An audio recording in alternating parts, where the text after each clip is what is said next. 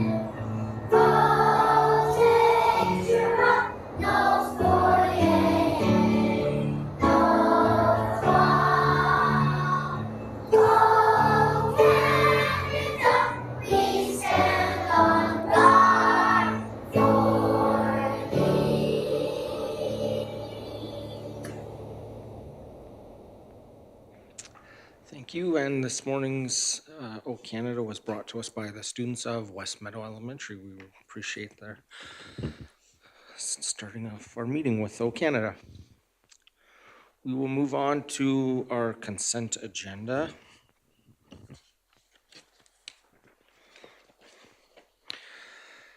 And ask that the February 23, 2026 consent agenda be approved by the Board of Trustees as presented or amended. Can I get somebody to make that motion, please? Trustee Burdette, thank you.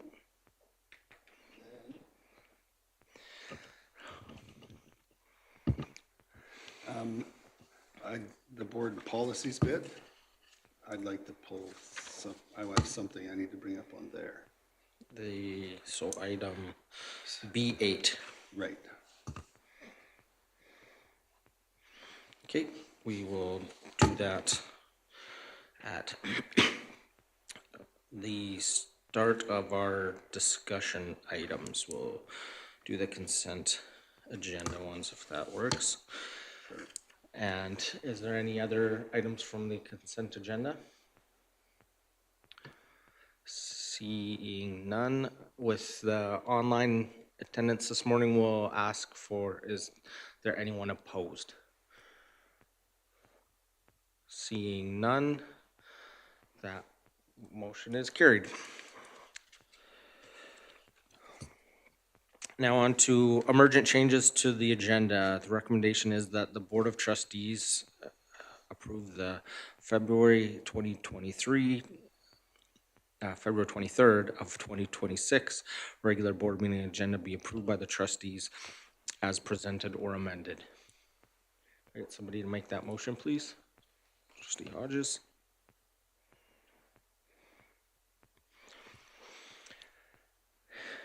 Any amendments? Trustee Hodges? Just with the rural symposium coming up in the rural caucus, I think if anyone is attending that, we need permission from the board to all attend it. And I don't think we did that at the last board meeting, so I would like to add that in as an action item for anyone who wants to attend it. Okay, that would be E7. Thank you. Any further items? Excuse me, seeing none, ask again if there was anyone opposed. That motion is carried. Moving on to D, declaration of conflict of interest, that the Board of Trustees declare if they have any conflicts of interest relating to agenda items from the February 23rd, 2026 regular board meeting, and if so, should declare them.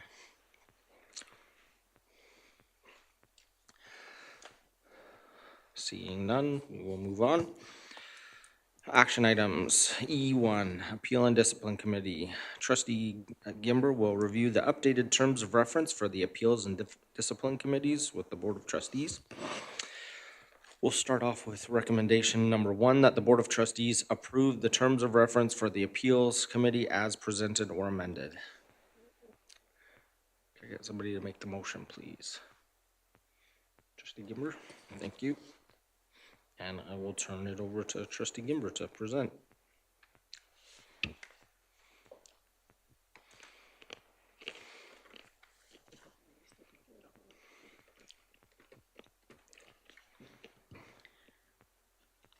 Okay, thank you very much. So the committee went through the terms of reference. They're listed here in front of you. We had to do, hold on here.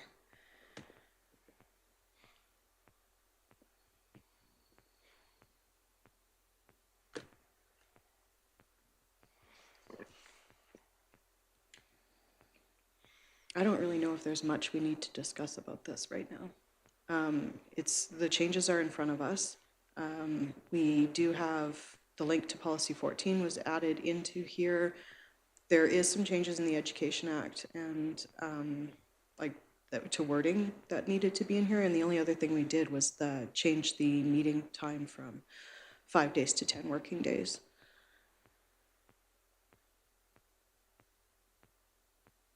Was there anything else we needed to discuss on there? I think that was it. Not seeing any.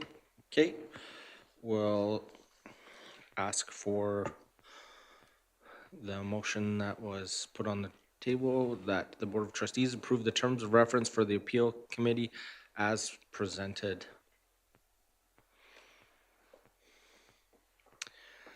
Seeing no further discussion, call the question. All those opposed? And that is carried. We'll move on to the terms of reference that for the Discipline Committee portion, and the recommendation is that the Board of Trustees approve the terms of reference for the Discipline Committee as presented or amended. Trustee Gimber, are you willing to put your name on this one as well? Perfect.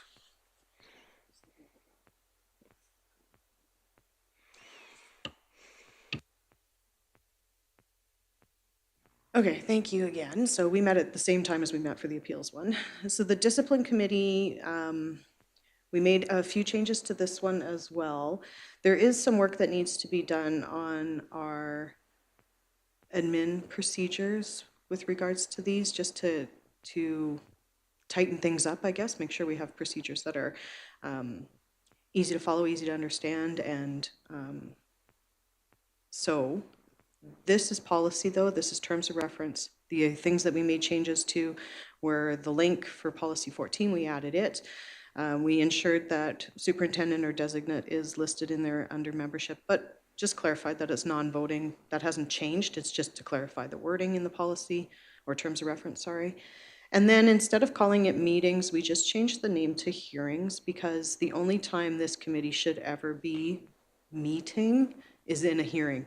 So they will be convened by the committee chair, and we changed a bit of the wording that was there, and just common practice is for the superintendent or designate to actually chair that hearing. So we wanted to just put that clarification into here.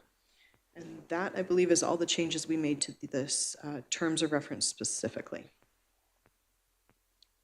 There are a few notes on both this one and the other one for policy 12 and policy 14 that just need to be, some clarifications that need to be done.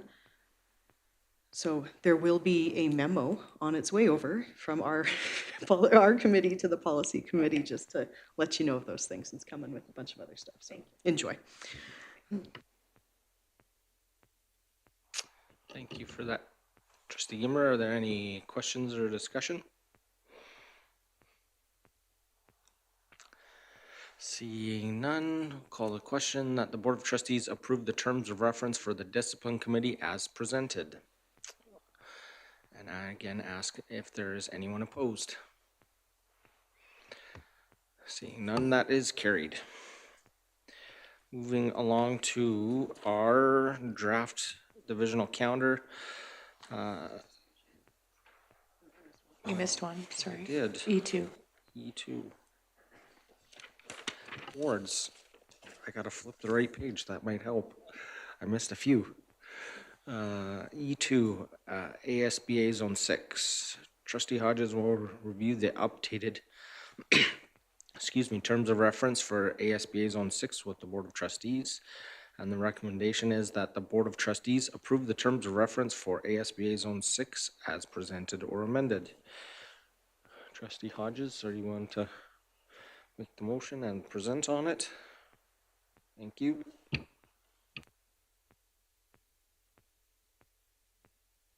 Thank you. Just Kathy is our chair of our representative for this, but I'm just, with her not here, just speaking on behalf of her.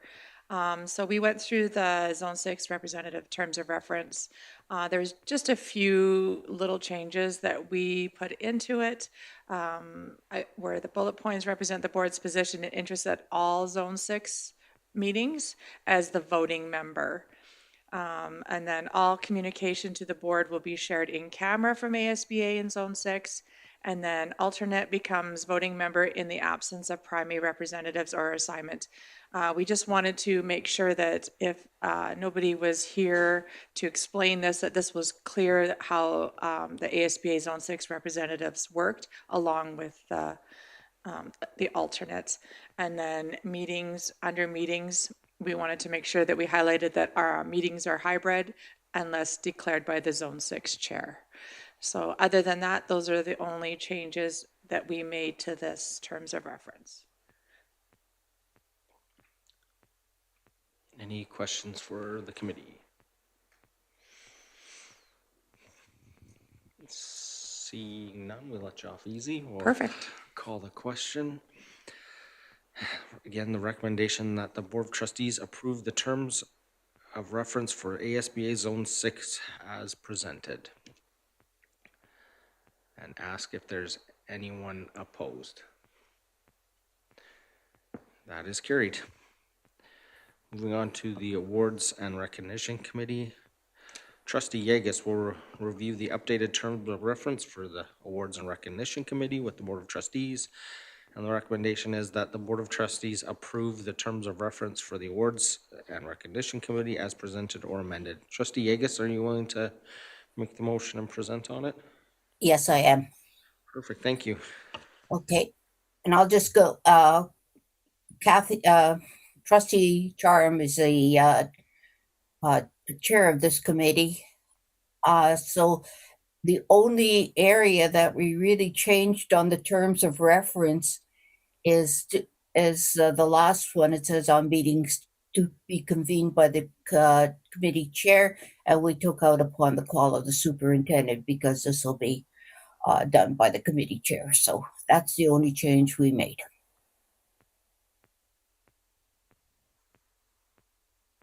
Any questions for Trustee Yegas? Seeing none, we'll call the question that the Board of Trustees approve the terms of reference for the Awards and Recognition Committee as presented. And we will ask if there's anyone opposed. Seeing none, that motion is carried. Moving on to E4, ASBA Friends of Education nomination. In response to the October 27th, 2025, Board Motion 25081. The Board of Trustees approves submitting Mr. Carlson's name and amazing contribution to our students and community for the ASBA Friends of Education Award. The award committee has reviewed the criteria for the nomination and bringing forth this recommendation that the Board of Trustees rescind motion 25-081 passed on October 27th regarding the nomination of Mr. Carlson for the ASBA Friends of Education, as the nomination does not meet the eligibility ASBA criteria of the award. I'll move that. Thank you, Trustee Yeagas.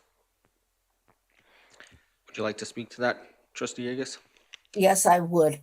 Upon looking at this, Carly decided that, or looked at the criteria, which says has a relationship with the education community, encourages and fosters education in the community. That would, we just thought that wasn't really, part of it.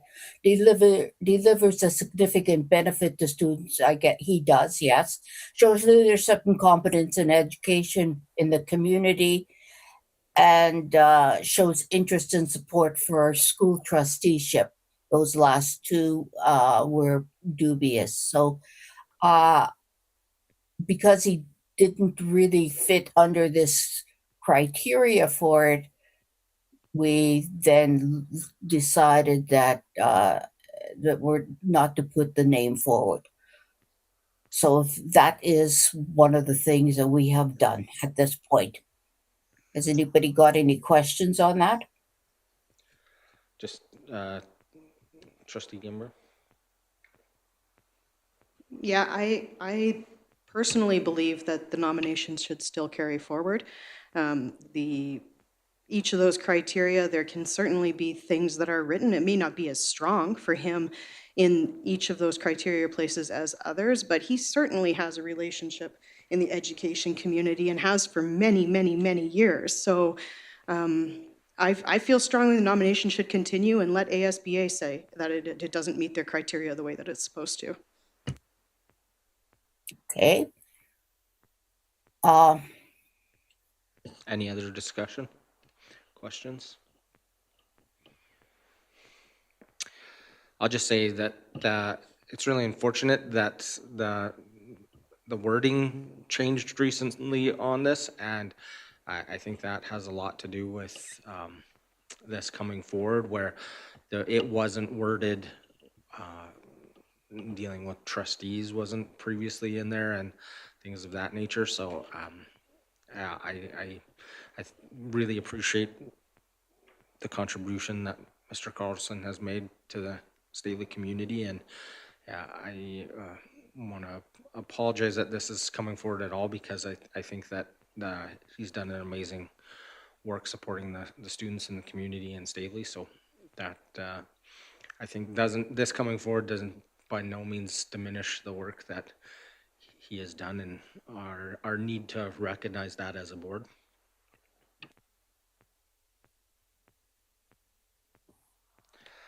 Seeing no, go ahead. I'd like a recorded vote, please. Okay. Request for a recorded vote has been made. And the recommendation is that the Board of Trustees rescind motion 25-081 passed on October 27th of 2025 regarding the nomination of Mr. Carlson for the ASBA Friends of Education, as the nomination does not meet the eligibility ASBA criteria of the award. And I will ask for anyone opposed. And that is defeated. Did you with Trustee Yeagas voting opposed as well? Nikki, I don't know if you saw that. It was everyone in person and then Trustee Yeagas. No.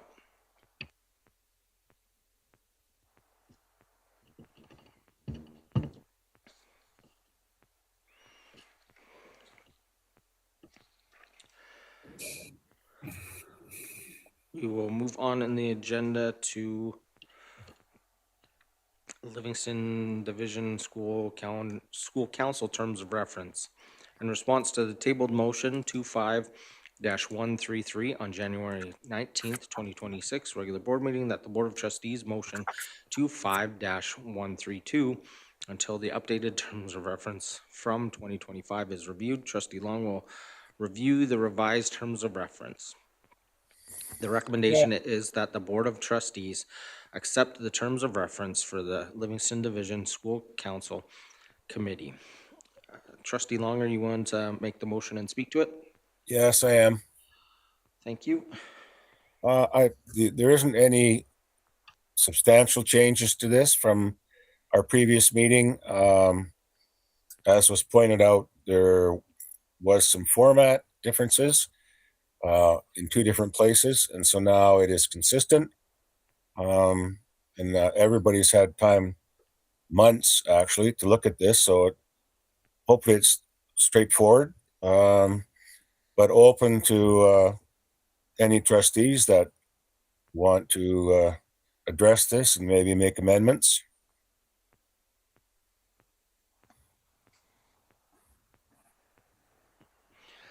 Okay, we'll open it up for discussion.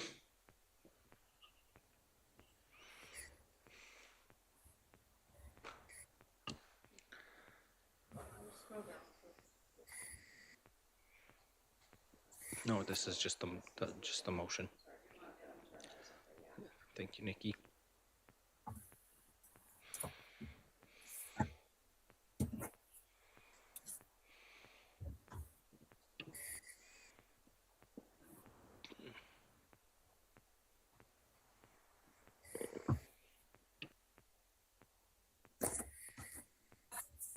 Not a red line edition.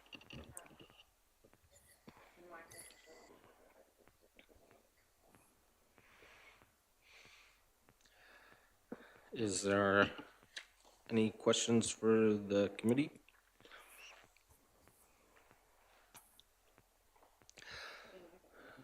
Trustee Gimmer and then Trustee Hodges. Okay, so down under membership, it has at least one member of the advocacy committee at the second and third meetings of the school year. All trustees are expected to attend the regional school council meetings, but this is Livingston School Council terms of reference, right? How do they fit together? Not,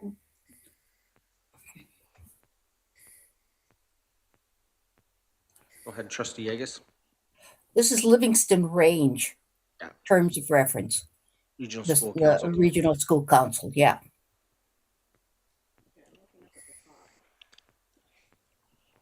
Can you scroll to the top, please? Sorry, the document name is Livingston School Council terms of reference, and I thought we were speaking to, isn't that what's in the agenda right now that we're talking about, is the Livingston School? No, it's not an individual school councils. This is, Livingston Division School Council term of reference. yeah, Division School Council, meaning regional school council. So we're renaming the committee as well? The problem with Livingston School Council is we have a Livingston school. Okay, I'm really confused because there is no Livingston Council. There's a Livingston School Council. Okay, It's just normal. 1 second. We'll ask everyone raise their hands, and we have Trustee Hodges in the speaking order. So just for clarity, so on our agenda, it says Livingston Division School Council Terms of Reference. But what's presented to us is supposed to be the Regional School Council Terms of Reference. Are you suggesting a name change to the Livingston Division School Council Terms of Reference and not Regional School Council anymore? That's where we're confused by what we're speaking to, because in our policy and our committee, it's the Regional School Council.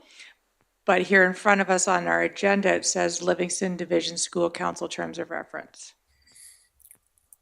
Lori, on the top, it says Regional School Council Committee Yeah. with responsibilities as outlined below. So we'll change on the agenda to regional school council to avoid any confusion, because that wasn't the intent of the motion. So regional school council committee. It looks to me like everywhere on here, it says regional school council. Yeah. So In I'm not sure what the problem is. Yeah, it's in the package, Greg, and on what what was sent out was changed to that. So, Yeah. well, seeing that we have regional school council committee now, I think that provides clarity to everyone. Trustee Hodges and Trustee Gimber. Yeah, so that was my question, was a suggestion for a name change, but if we're leaving it to the regional school council, then that's completely different. So that's fine, thank you. I'm not sure Trustee Long, you just where want, did you get the idea we were changing the name? okay, Trustee Long, we have Trustee Gimber, and then I'll go to you. Thank you. So when this came forward last month, I had mentioned that the updates from August 2025 were not incorporated into this terms of reference yet, and they're still not in here. The terms of reference from 2025 are still, like, the updates that were made are, like, we're going backwards in time by this one, which, I mean, I guess we could, but there's a lot of important things that were included. I don't know. I'm not in favor of this. It's not, it doesn't support the changes that were reflected before, and I think it's confusing. The document is named something different than what Regional School Council actually is. I have Trustee Long, and then Trustee Hodges, and then Trustee Yegas. Yeah, I'm not aware of any changes we were supposed to make. Trustee Yegas and I sat down together a few times, and this is the terms of reference we developed. We weren't thinking about any changes that anybody had told us to make. And if the board doesn't like this, I suggest after 5 months of this, that we just call the question, vote on it, either accept it or reject it, and let's quit wasting time on something as frivolous as some wording of the terms of reference, because the people on the committee will be able to do their job. So I call the question. Trustee Long, we have two in the speaker's queue, so unless the board is unanimous, we will allow those two in the speaker's queue to speak. Is there, ask for anyone opposed to calling the question? So we have a hand raised in the room, so it's not unanimous, so we will move to Trustee Hodges and Trustee Yegas. Thank you. Not to diminish the work that the Regional School Council has done, and I appreciate this coming forward. I was confused a little bit too, because in policy under our committees is the updated Regional School Council terms of reference. And so although some of what was presented to us is there, some of what is in the policy isn't. And so I think that's where we're having a little bit of trouble understanding, because some of it is taken out and some of it is needed. And so that's, I think, where the struggle has been with the updated policy that's already in our board policy, the terms of reference that was just passed not that long ago. So I think that's where I guess wanted an explanation of why you felt the one in our policy didn't reflect what you wanted and to the changes that are made to this one that's being presented today. So I have Trustee Yegas, and then if there's no one else, we'll turn it over to the mover to close. I really don't have much more to say. Thank you. And we will allow Trustee Long to close. Yes, thank you. Yeah, this is what Trustee Yegas and I sat down and worked on. It's our committee. We didn't get any input from anybody else, and this is about the fourth time this has been at a board meeting, and at none of those board meetings did somebody specifically say, we would like to see this in there. Never. It's always just been, well, something's missing. So something's missing. So let's vote on it, and I guess we'll do it again. Thank you. With the closing, we will ask if that the Livingston Range Board of Trustees accept the revised terms of reference for the Regional School Council Committee as presented, and ask for if there's anyone opposed.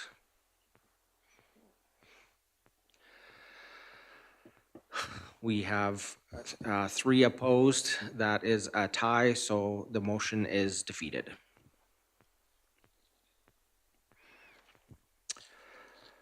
Moving on in our draft division calendar, Superintendent Beaton will present the draft copies of the 2026 to 2027 and 2027 to 2028 LRSD division calendar for information and discussion. It is the recommendation of the board approve the 2026, 2027 and draft 2027, 2028 LRSD division calendar as presented or amended. Can I get somebody to make that motion, please?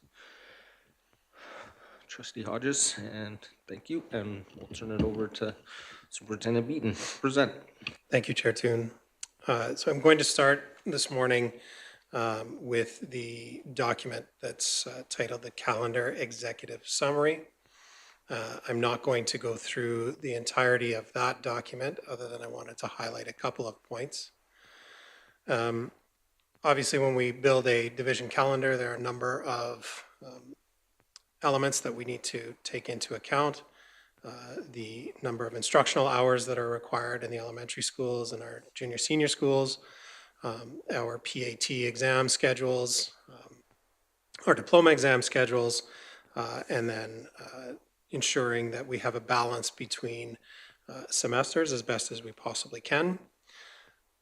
I believe that the calendar that is being presented for the 2026-27 school year, as well as the 27-28 school year, does balance those pieces and takes into account the need for professional learning for our staff, as well as a balance in terms of when those days fall throughout the course of the school year. I'll draw your attention to the calendar survey results, which is item C in your document. We had 473 parent respondents, 256 staff respondents, and the overwhelming majority of both of those groups supported the calendar as presented. 83% of parent respondents and 85% of staff respondents were satisfied with the calendars as they were presented. A couple of highlights that I thought was important to bring out. Parents expressed a desire for more instructional time and fewer breaks through PD. And if we were going to organize professional development or learning opportunities for staff, that where possible, they be on Fridays, as the majority of our buildings have early dismissal on Fridays, and so there's less time lost to instruction. Quite a few respondents in the draft calendar that was originally sent out in the survey. The November 11th week, so the week of Remembrance Day, there was no classes for students at all. There was a couple of professional development days organized in that. But many of the respondents from both the parents and the staff expressed opposition to that full week off. There was a variety of reasons for that, but I would say that there was mixed reviews about that time and being positive. And so from teachers, there was comments about losing traction with instruction, and same with parents. There is a very strong desire amongst all, both staff and parents, to align school calendars within communities, so that where there are two schools in the community, that both are operating with similar professional development and learning opportunities, so that they can coordinate for families as well. So that will be something we work on through the course of this spring. The only change that I made prior to this meeting with this calendar You can see it if you turn to your PDF copy of the 26-27 draft calendar. There are two things that I'd like to note. First, with the Labor Day being late in September, it falls on September 7th in 2026.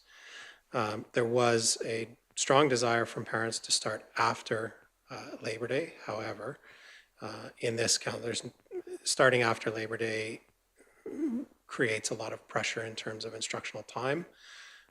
So we will be starting on Tuesday, September 1st. One of the questions we asked families was the preference between August 31st and September 1st. And even though it is only one day, there was a big desire to start September 1st. And so we've adjusted our new staff and beginning of the school year activities with our teachers so that we will start on September 1st. The second thing of note is the week of November 9th through 13th. The 9th and 10th of November will be instructional days. That was something that was requested from parents. That was something that was requested from teachers as well. And then the 12th and 13th will be non-operational days. That also reflects what other divisions in the zone are doing also. So it's in line with other divisions in the South Zone as well. All of the PAT and diploma time is scheduled. There is a balance between first semester and second semester, and then there's also a balance in terms of instructional days. In fact, we've increased the instructional days in this calendar over our 25-26 calendar. And then the 27-28 calendar in draft is virtually identical. However, with Labor Day where it is in the 27-28 calendar, we can start after Labor Day in that school year. And so we've adjusted all of our activities at the beginning of the school year to reflect that change as well. And I'm open to any questions should you have them. Trustee Hodges? Thank you.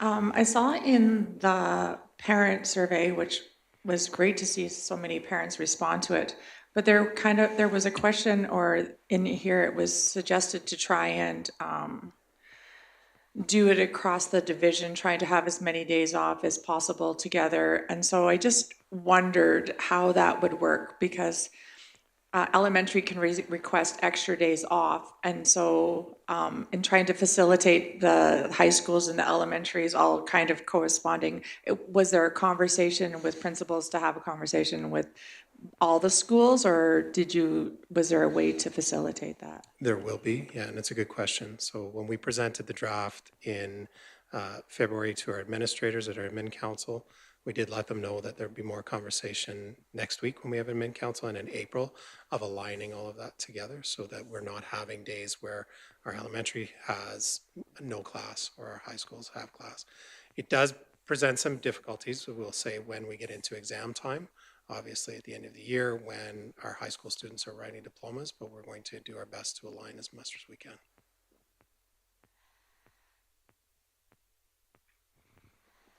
Any further questions?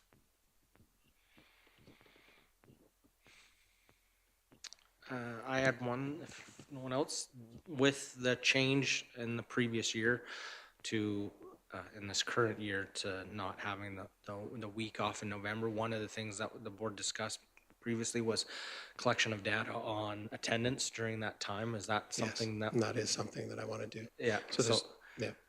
Because that was something as a parent anecdotally, if we don't take it off, those that are want to are just going to, because it's only 2 days. So wondering if that adversely affects the learning environment if the majority of students are away and they can't continue on learning, then making adjustments to future years. So yeah, it's good to hear that information will be coming forward. And I think there's two things. The data for that November week is important, but also looking at it in terms of increased instructional days on this calendar, I'd like to see how that improves or impacts our overall academic results. So that'll be something to watch as well.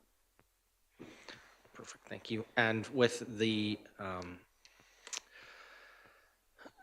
split in this upcoming year of starting before Labor Day, if there's a way to track kind of how that attendance affects things as well, because we know how important the start of school is, and if we have a high number of students not coming till then, how does that affect teachers in classrooms being able to get everyone up to speed at the same time and at the start of things?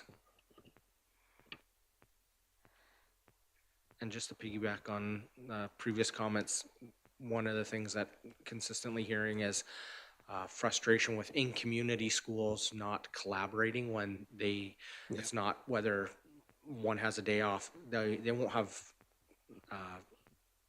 common calendars where one, even in the same week, there's been a few occasions where one school is closed and then the other one isn't. From an operational efficiency side of things, the buses are running, parents are struggling with scheduling with families. So if there can be a way that if there needs to be a day off, that it has to be approval has to be done jointly at schools to find the best days instead of pairing off these few. It doesn't happen a lot because high schools don't have a lot of extra time, but there have been a few. I think of some of the junior high optional days that are happening at Willow Creek are different than what the PD days are for the elementary school, and that one has come up repeatedly. So thank you. Any further discussion? Seeing none, thank you, Superintendent Wheaton, for the presentation. We will call the question that the Board of Trustees approve the 2026, 2027, and draft 2027, 2028 divisional calendars as presented. And we will ask if there is anyone opposed. Seeing none, we will move to our last agenda item for action items, and it is E7, approval for rural symposium. Trustee Hodges, do you have the wording for that we can send off to Nikki? Sorry, Nikki, I should have done that while we were doing the other stuff. Anyone seeking, Rural Caucus is tied to the Rural Symposium, and so if anyone is wanting to attend the Rural Caucus, they just need to put their name forward. I guess, just anyone wanting to attend the Rural Caucus. What is the date, sorry? March 1st. March 1st. And that would be for clarification, personal PD funds? Yeah. Okay. Thank you. Maybe we should include that in the motion just to clarify that. Thank you, Nikki. Yes, Yeah. please. Thank you. Any discussion? Yeah, go ahead, Trustee Burdette. So do we want to know now who wants to go? Okay, I want to go. Should we do a show of hands? Yeah, if everybody can show their hands. So we'll include Trustee Charchin as well, just in case that I see that Trustee Yegus is no longer attending, but Trustee Long, go ahead. I'm just putting my hand up. Perfect. You had the virtual and the physical one here. You had both spaces covered. We seeing no more any more discussion. We will call the question on that the Board of Trustees approve the personal PD to attend the March 1st Rural Caucus for Trustees Burdette, Hodges, Gimber, Toon, Long, and Charchin. And we will ask if there is anyone opposed. Seeing none, that motion is carried. Thank you. And lastly, from our consent agenda, we had a request to pull B8 policy. And so I will turn the floor over to Trustee Burdette. Okay, and going through the policies that were there, I noticed there's one for sure. And I had a note of which one it was, and I didn't bring that. I could look it up if you want. Anyway, that was passed and really hasn't had anything done with it since that. Or I don't think there has been anything done with it since that. And so I'm just wondering what we do with policies that are carried and then we don't follow through on what we were supposed to do with them.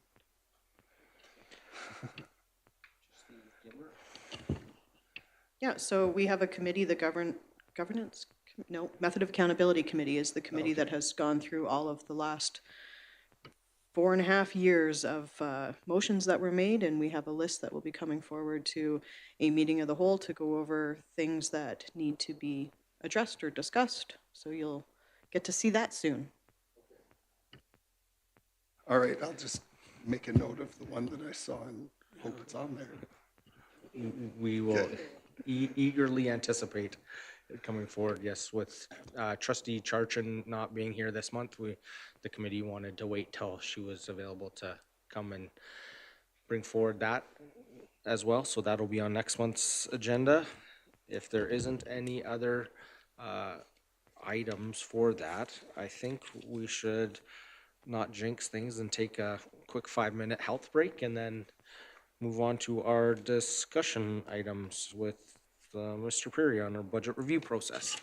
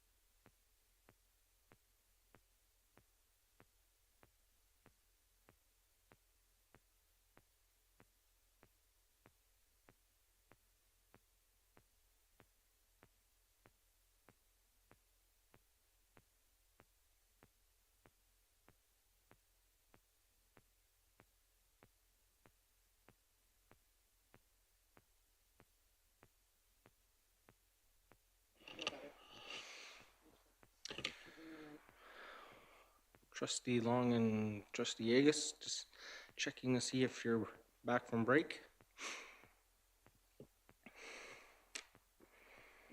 Yes, I am.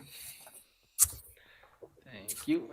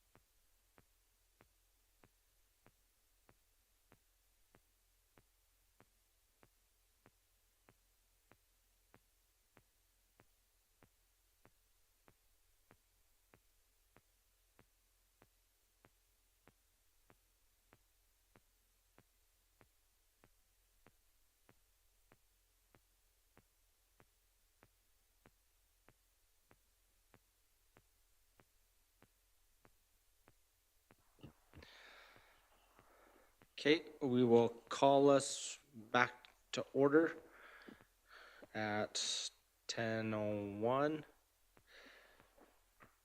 and we will turn the floor over to Mr. Perry for budget review process.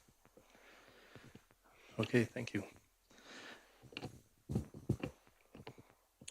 So with the agenda package was sent out a budget calendar. This is typically what we share, and I speak to that and then add a few other additional comments. So I'm assuming that board members have had an opportunity to look at that. So I'll just briefly go through kind of the month to month and identify the major things that happen in within those months. So the budget process is a full year process, whether it's preparing the budget or approving the budget and monitoring the budget after the fact. We start in January, which is when the Alberta Education and Child Care require enrollment projections for the following September. That's quite a ways away from when the actual students are coming in the door. So there are some challenges with that type of projection. But our schools do the best that they can to take into consideration the students they have, the students that are outgoing, students they anticipate incoming, and so forth, and provide those projections. The reason they provide those projections so early is so that Alberta Education and Childcare can utilize those numbers to assign a budget to us, which we receive in February. So in February, from a divisional perspective, we begin having conversations. One of those is how we allocate instructional funds out to schools. And we have a formula that will come to our next board meeting, and we'll share that with the board. We discussed that from a senior admin side of things, and in early March, we will take that to our administrators and then to the board in the board meeting in March. The other thing we do in February is we begin looking at what the priorities are, the goals of the division, and start having those non-financial conversations with regards to budget and programs. In March, we have, like I said, the allocation formula goes to administrators for feedback. We also talk about the budget that's been released in February, and we provide a budget impact, and we have a discussion with regards to that with administrators. That is also something that we bring to the March board meeting. At times, we have enough details to be able to provide what the actual impact will be to the division from the announcement. At times, depending on the release, we don't have all the details, and so we provide what we can at that point. When it gets to April, that's where we provide schools, departments, the board with budgets and allow them to go through their budget and provide more detail with regards to where their dollars will be expended, how they want to budget for. We get to May, we amalgamate all the information we receive back from schools, departments, and the board, and we amalgamate that into a budget report that's provided by Alberta Education and Childcare. And we bring that to the board for approval at the end of May.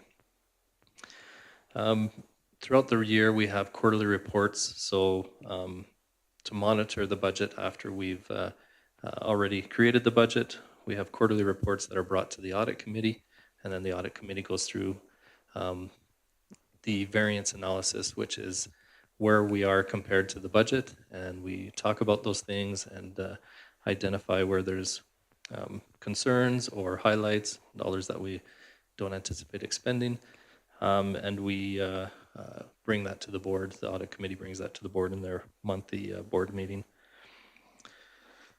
When we get to September, we identify what the actual enrollment is and identify how that will impact the overall budget going forward. Because at the end of the year, although the money we receive from the budget that has been announced will not change, we do have to set up a payable or a receivable if we owe the money. If we have fewer enrollment than we anticipate and we owe money back to the government, we have to set that up as a liability or as a payable at the end of the year. So it does impact our overall financial position.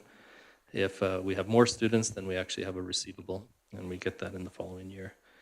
November, we bring forward in October, an audit is occurring, and in November, we bring forward the audited financial statements.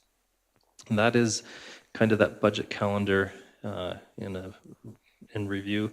Just other things that I wanted to mention. I did mention that we always have non-financial conversations prior to the financial side of things. So as an administration team, we review the board mission, vision, core values, division context, Alberta education and childcare outcomes, feedback from stakeholder engagements that have occurred, and board established priorities and associated goals. Most of this is information that's found in the AERR.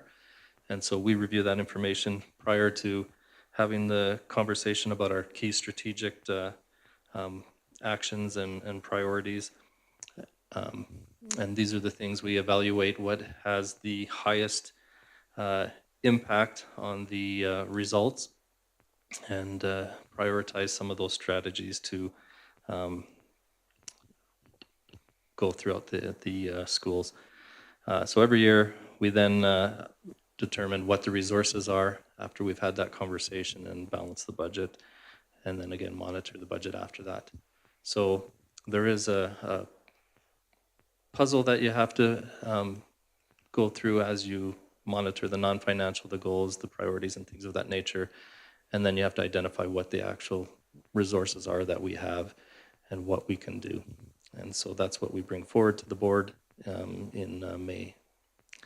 Anyway, that's a synopsis of the budget calendar and the budget process. I'll take any questions if there's any that you might have.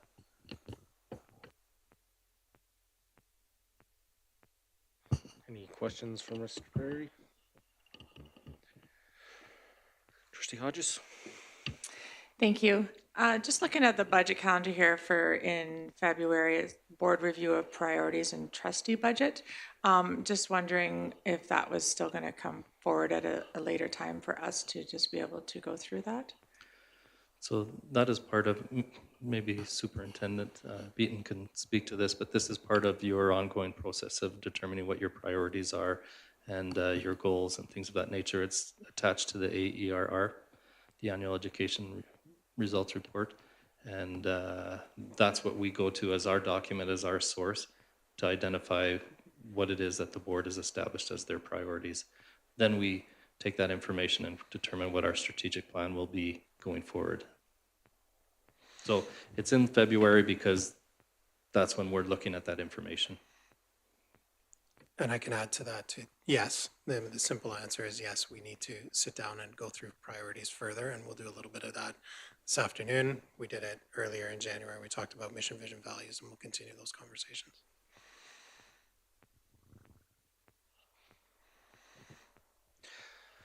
Okay, thank you. question I have, Mr. Prairie, is with the proposed projected budget, everything is looking like the 27th of February is. Can you just articulate how challenging it is when we hear that there's going to be big changes this year coming with to fit into the time frame that when the province announces it to when the expectation, even if they do provide an extension, the time frame to really get all those, it's a lot of dots on the calendar and on a regular year, and when there's wholesale changes possibly to the funding and what that could potentially look like. Can you just speak to the extra challenges that brings when there is bigger changes in the budgeting or the amounts? For sure. Yeah, we do know that there's going to be significant changes in the upcoming announcement. We already have heard of additional funds that we'll receive for classroom and complexity, and so we anticipate that more information will come in that in the budget announcement as well. The biggest challenge with timing, I guess, is understanding what the impact is to the division, and so it really depends on how much detail is provided in that announcement.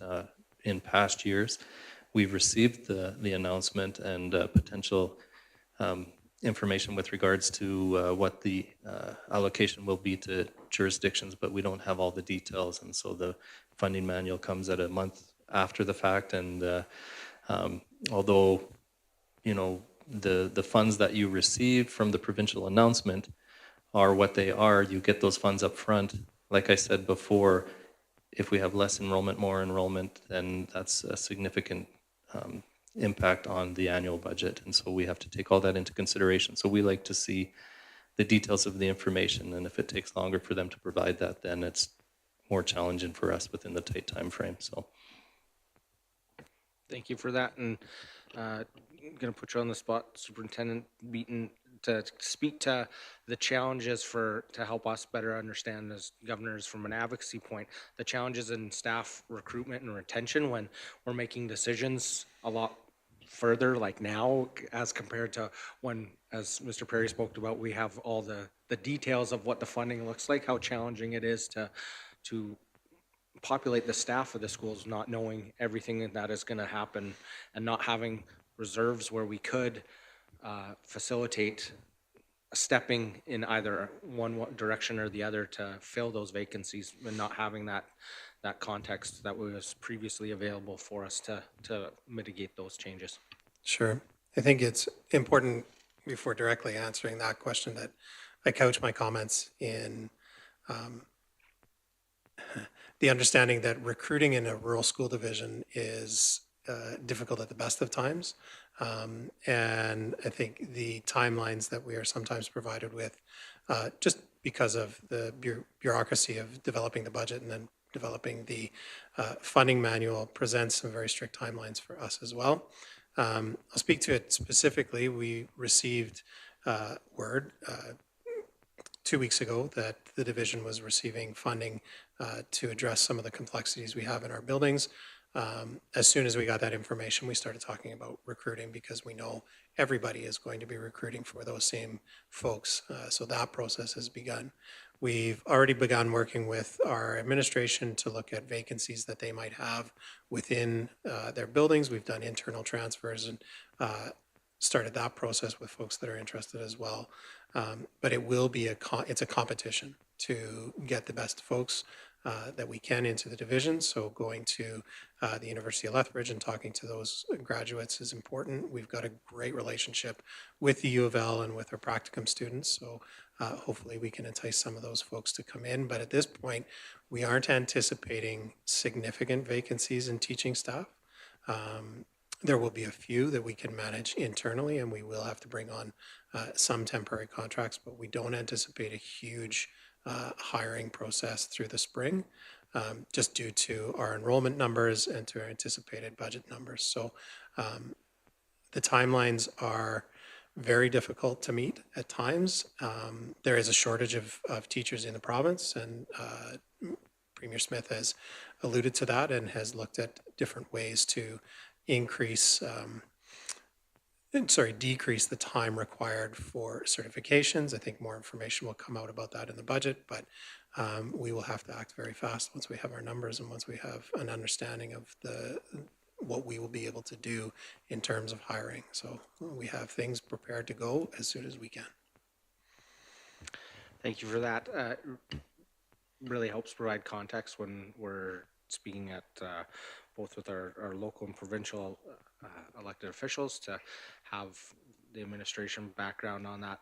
One of the things that we've struggled with when speaking to the government is those targeted funds are great, but as you said, the amount of vacuum that the larger urban areas pull from when we all get the same type of funding at the same time. We've asked that there might be some staging in when announcements or things or differences in flexibility of the funding for rural areas, because we can't compete when it comes from provincial wide and there's only so many available people to fill those positions. It's hard to get the people to come out to the rural areas. So no, that's really really a struggle that I know that administration is doing a phenomenal job addressing that. So appreciate all the hard work that and long hours that it's going to be this budgeting season with everything that's coming down the pipe. Is there any further questions around the budgeting process? Thank you for that, Mr. Prairie. We got you on the hook for the next couple more. So if you want to go to value scoping for Livingstone School update. For sure, thanks.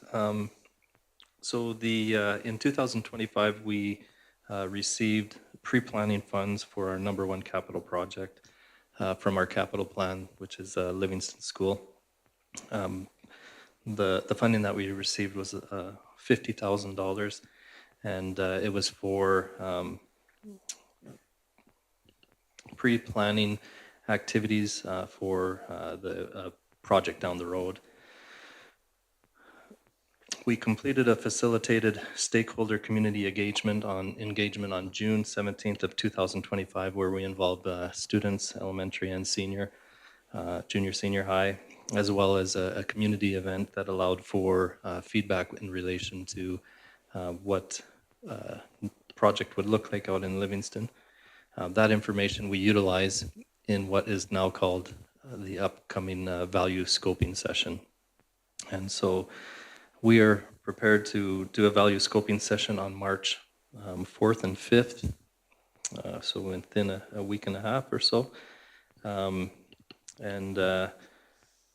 just want to read a little bit about what a value scoping session is. It says value scoping session aims to identify solutions for the Livingstone School that provide the highest value for money while maximizing the utilization and functionality of school infrastructure to optimize the learning environment and educational program delivery.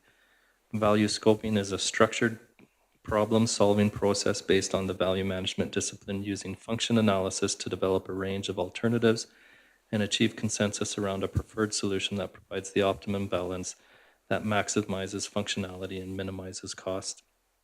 The input and engagement of all participating stakeholders is critical to ensure that a broad range of perspectives are considered in the development of and evaluation of the potential options. An optimal outcome is a consensus around a preferred option.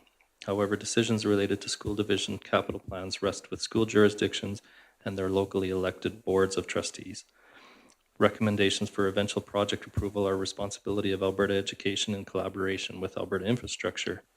And typically a value scoping workshop is completed to clarify scope and cost for the proposed school modernization projects. However, it is also to be effective in identifying solutions to a regional context involving multiple organizations or programs. So that's a little bit about what a value scoping session. It is by invitation, so the initial engagement is open to all stakeholders. We take that information and we utilize it in a value scoping session that's facilitated by an architect/engineering firm, which is a requirement in order to facilitate those.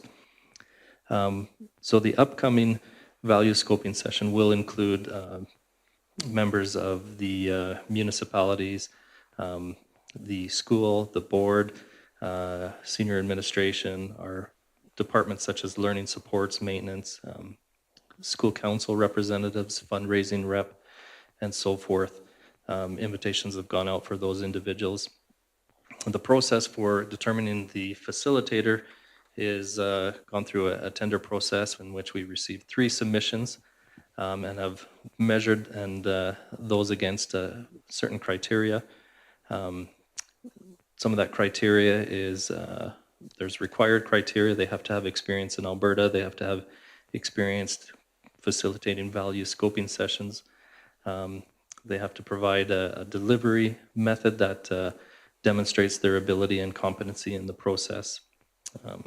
They have to meet our timelines. They have to have qualifications as far as experience, their team makeup, and references is a big point as well that we call references in relation to the process that they've gone through. The final item is we evaluated against price as well. And when you take all those things together and quantify what the score is, the successful candidate was Stantec out of Edmonton, resulted in the highest score. Some of the things that we really liked about Stantec is they were very professional and detailed description of their service delivery and the scope of the project. The phone interview established confidence in the process and the people involved. The organization had the ability to meet our timelines. They have relevant experience within the K-12 systems. They're a larger organization that's qualified team members and the ability to draw on extended expertise, as well as in my reference checks with this for this company, they've spoke very highly of the process and the individuals involved. So it was clear to us that Stantec was the appropriate choice. Again, we'll have a 2-day event at Livingstone School with those that have been invited to go through that process, and at the end of the day, we'll come out with what we hope to be a optimal choice as to how we go forward in the Livingstone School. So with that, if there's any questions, I'll take any questions.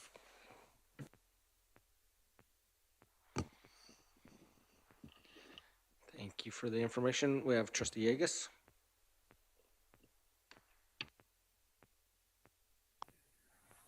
Yeah, could you please repeat the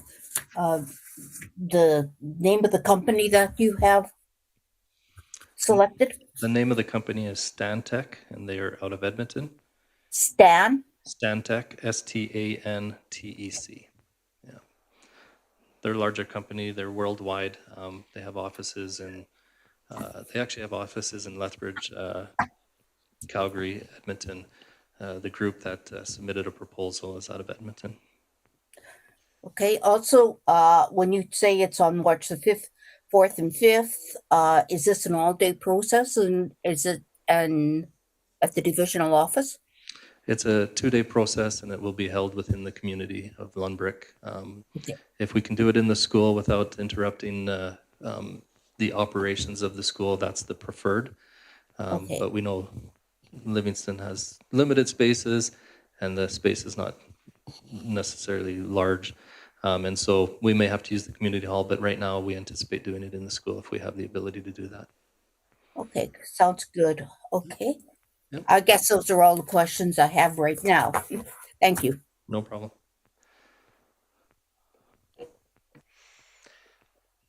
Seeing no other hands up, thank you, Mr. Prairie. And move on to F3, community group and society requirements.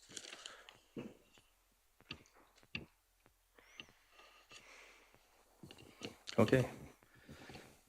So just what I take from the agenda item as far as, let me just organize my documents here. Information regarding insurance requirements for community groups and societies. We typically have a couple of groups that are associated with the schools. School councils, societies, parent groups, community groups.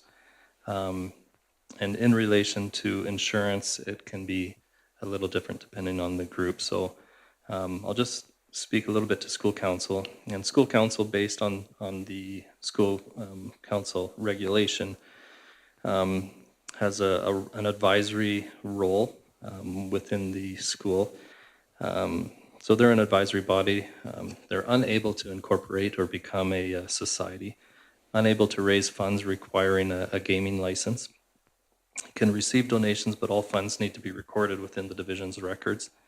And so their main goal is not necessarily to raise funds.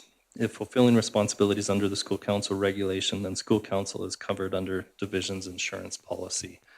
So that may have already been known, but school councils, if they're performing any act under the regulation, they can be part of the division's insurance policy, and no additional insurance is required. If they're doing things that are outside of that, then they may need their own insurance. When it comes to societies or associations, they are separate legal entities. They're not in the control of the school or the division. They have their own separate boards, bylaws, and things of that nature. They're to be at arm's length from schools, so again, not under the control of the school. They typically their rate, whatever they're created for is usually their purpose. In many cases, it's for fundraising for the school if they're associated to the school. So they have access to being able to access gaming license, so they can do a casino nights or whatever and receive funds that way, whereas a school and a school council cannot do those things. They can also apply for grants that are unavailable to school divisions. And so you can see why in many cases a society is created to raise funds for the school and to be able to cover some of the things that our division budgets don't cover. The change that occurred in the past is that it's not any different than what I just explained, but the process in the past was that we have a broker, insurance broker, that has allowed insurance to be provided by them for some of these societies and associations. The process used to be that it would all go through the division, so the division would be the in-between person communicating with the society and then communicating with the insurance broker. Many divisions in the province found this to be cumbersome and didn't understand why there couldn't be a direct link between those societies and our broker. And so that's kind of where the change occurred. And so information was provided to the groups that were receiving, and I know this is a few years back, but so people may have changed and there may be a misunderstanding or not an understanding of how it works. But they have the ability to go directly to the broker versus having the division as the middle person and providing communication back and forth. And so when societies that are linked to the division, especially as fundraisers and things of that nature, if they communicate with the division or through the school with the division office, we have a little promotional, not a promotional, but a little information document that can be sent out to those societies and so forth. And it does provide contact information for our broker, which is Marsh, and contact names, numbers, and things of that nature. So if, as you as board members are out talking at the school councils and this information comes up, you can let us know and we can provide that information to the societies that you may be hearing from, the fundraising groups and things of that nature. So yeah, if there's, I wasn't quite sure exactly, so that's kind of the direction I went. If there's additional questions, then certainly you can ask, and I can, if I don't have the answer, I can find out and get back to you. Okay, thank you. Trustee Hodges? Sorry, Jeff, I just need some clarity a little bit. I think I understand what you were talking about. I just want to make sure. So, the societies, like for the insurance purposes, it's to cover the parents that are volunteering, or what is the requirement for them to have the insurance if they're a society? So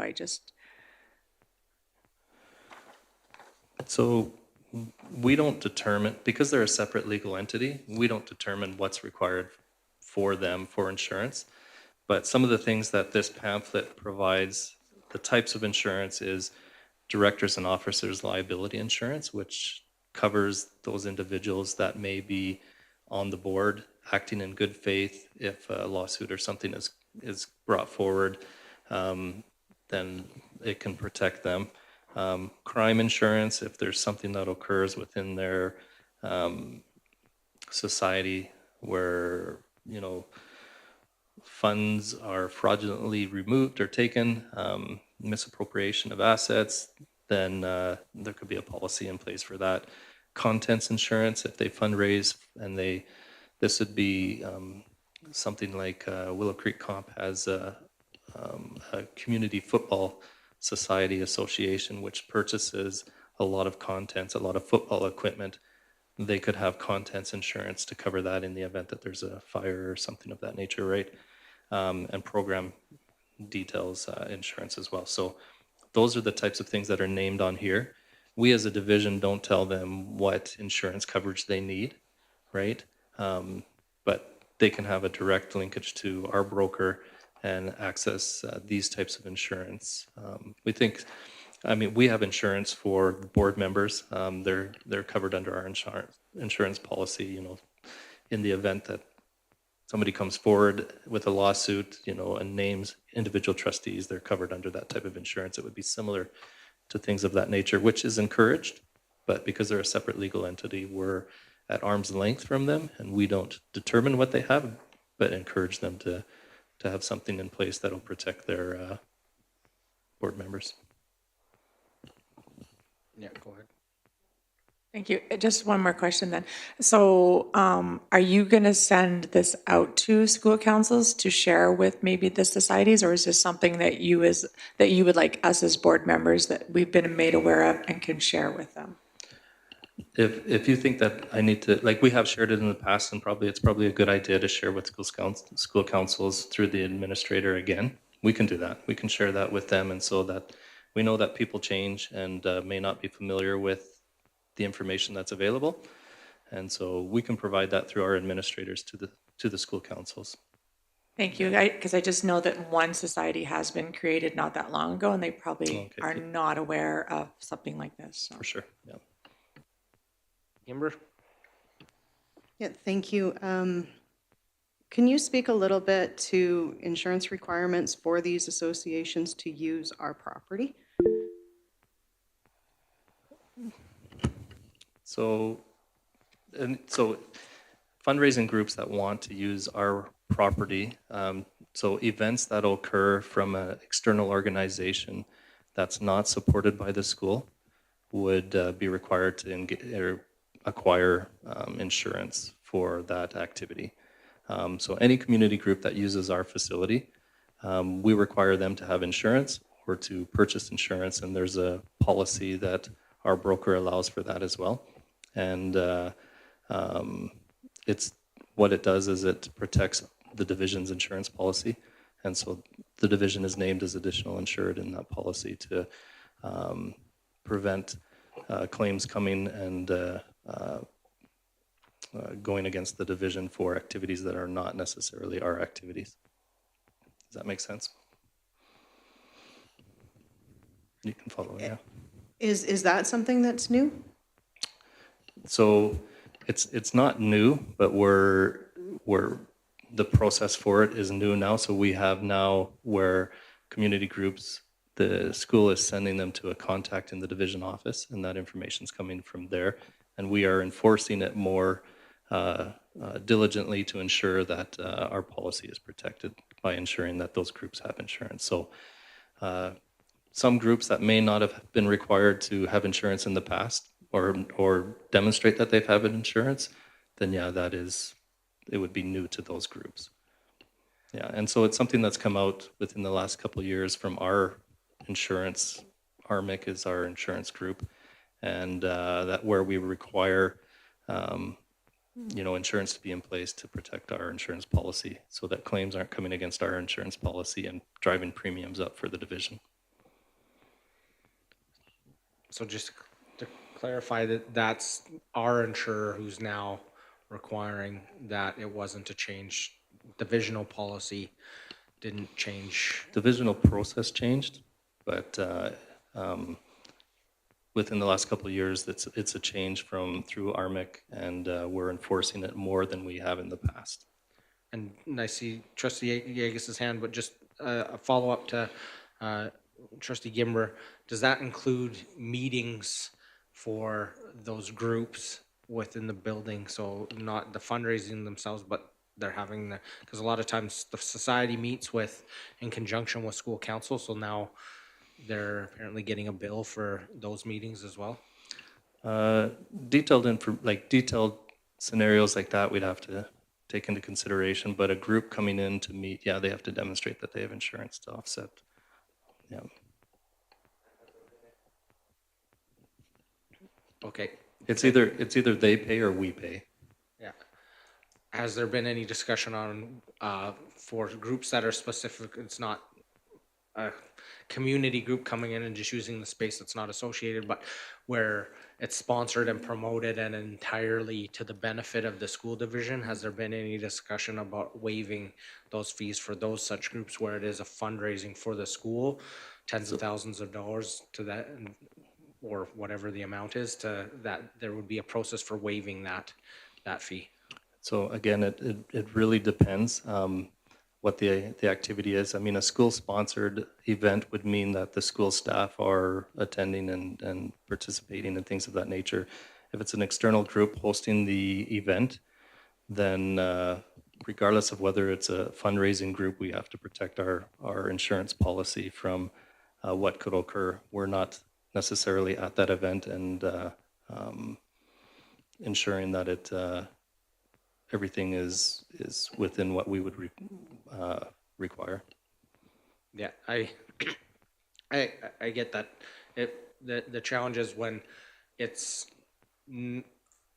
traditionally in the past, it's hard to tell if it's completely away from the school because it's held in the school, it's promoted by the school staff are involved with it, but technically this group is running it, so that's where the questions have arisen, where it's hard to tell the lines of where and if it needs to be completely separate of that. But just to clarify, what I'm hearing is that there could be more discussion about that, or there hasn't been any more discussion on it, just to on that. Yeah, so when requests come in, we have a discussion with regards to whether it's a school-sponsored event. If it's a school-sponsored event, then there's no additional insurance required, right? If it's a fundraising group utilizing our property, exclusively, school's not involved. I mean, they may be supportive of it because the funds are coming to support the school. It's an external group providing the event, then there's insurance coverage for that. And, even fundraising groups that are providing the funds back, it used to be that we allowed them to use the schools at no cost, but that was a cost to our maintenance department. Our maintenance department, is in a deficit position, and so now those fundraising groups are going to have to pay for the additional custodian, the additional utilities and things of that nature as well. It's similar. This is one of those components where insurance is an additional cost, and the division shouldn't necessarily have to pay those funds out to for these events. And so they just need to be taken into consideration with what the costs are as part of the fundraising group. So, but again, I'll go back to when it's the school providing the event, then that's under our insurance policy. Okay, thank you. Trustee Yegus? Yeah, I guess my question is with if groups that are not part of really of the school council, but are raising money for the sports, which are they are independent. Do they know about this, and how do they get their information? Like are they aware of all of these factors that you have talked about? Because I do know that the membership changes quite often by year. So Yeah, for sure. So we have put some documentation together and continue to improve the process.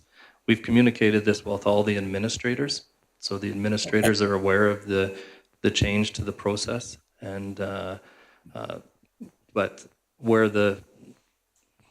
we might be falling short is, the contact is with the division office, and so they may just be giving out that contact number and not have the information that, at least new groups or new people may not have the information in relation to what the process is. So that's probably where we need to spend more time and ensuring that we have, frequently asked questions or documentation that can be handed out by the schools to those groups that are trying to use the school and facility. Thank you. Thank you.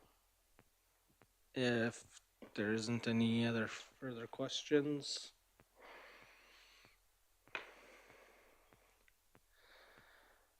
thank you. Thank you for that, Mr. Perry.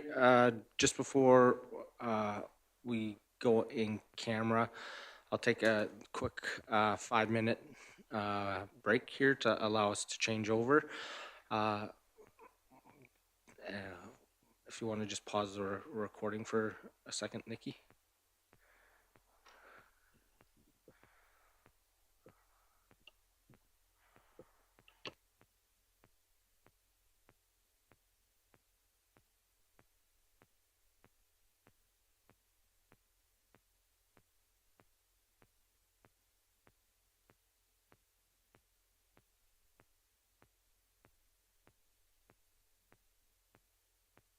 That they're not going to be able to hear. Sorry, Greg, Claire, just asking about the possibility of staying here and just turning down the room volume, because it helps so much for our online people to hear why we're using the mics. It's similar to us all being online. I'm fearful if we go to the other room that our virtual participants won't be able to hear, and we won't be able to hear them. It's a struggle when we've passed around the cell phone before. So just wondering about the possibility of staying in this room, if that would be okay, but at the same time turning just down the speaker volume so it's not as echoey down the halls or outside of this room.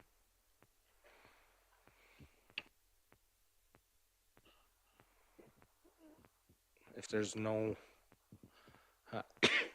excuse me, opposition to that, we'll take a 5-minute break and then go in camera, and then are we recording again? Okay, so we'll take a 5-minute recess, and then can somebody make a motion to go in camera after the Trustee Burdette? So we will go in camera after the 5-minute recess. Thank you. Thank you so much for coming.